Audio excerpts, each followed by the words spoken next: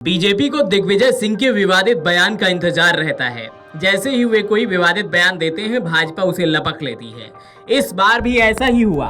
दिग्विजय सिंह का पीएफआई पर बयान सामने आते ही बीजेपी के नेता उन पर हमलावर हो गए, उन्हें आतंकियों का समर्थक बता रहे हैं।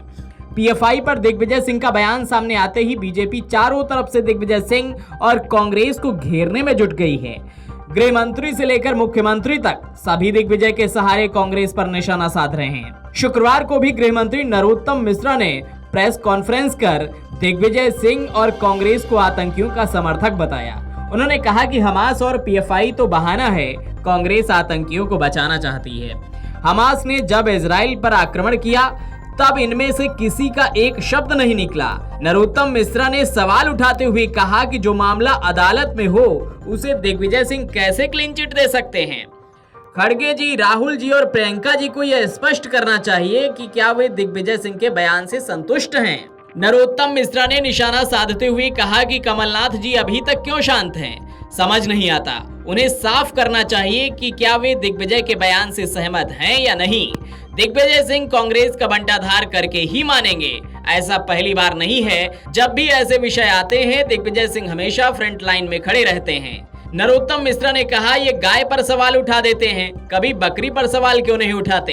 ये केवल तुष्टीकरण करते हैं। जाकिर नाइक को शांतिदूत और ओसामा को जी कहते हैं। नरोत्तम मिश्रा ने जातिगत गणना का मुद्दा उठाते हुए भी दिग्विजय सिंह को घेरा। उन्होंने कहा कि आतंकियों की मौत पर आंसू बहाते हैं। मुस्लिमों को डर दिखाकर इकट्ठा करो और हिंदू को जातियों में बांटो कि दोमुही राजनीति करते हैं। कांग्रेस का यही फसाना है। उन्होंने कहा कि कांग्रेस को आग भी लगाना है और आंसू भी बहाना है। ये वही दिग्विजय सिंह हैं जो कहते हैं कि केंद्र में सरकार बनने पर धारा 370 फिर से लगाएंगे। ये किस आधार पर कहते हैं कि पीएफआई के 97% लोग निर्दोष हैं, जबकि पीएफआई घोषित आतंकी संगठन है।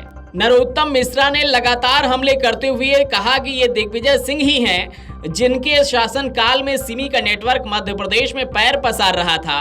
कांग्रेस ने जिस हमास का समर्थन किया, उसका समर्थन तो किसी मुस्लिम देश ने भी नहीं किया। जातीय गणना भी दिग्विजय सिंह जैसों की ही सोच की उपज है और हिंदू को बांटकर राज करना चाहते हैं।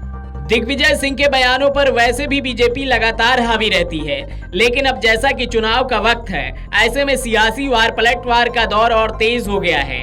ऐसे में जब पीएफआई को लेकर दिग्विजय सिंह ने बयान दिया तो बीजेपी चौतरफा हमले करने में जुट गई है और कांग्रेस पर तुष्टीकरण का आरोप लगाकर चुनावी माहौल बना रही है। अब देखना ये होगा कि आखिर पीएफआई पर शुरू हुई ये सियासी लड़ाई कहां जाकर रुकती है। Video desk अमरुजाला.com। अमर उजाला अब आपके टीवी पर भी। अपने स्मार्ट टीवी पर YouTube पर सर्च करें अमर उजाला, चैनल सब्सक्राइब करें और देखें ताजा खबरें, वो भी HD क्वालिटी में। और हाँ, बेल आइकन दबाना ना भूलें ताकि हर खबर हो आपके घर। अमर उजाला, निष्पक्ष, निर्भीक, निरंतर।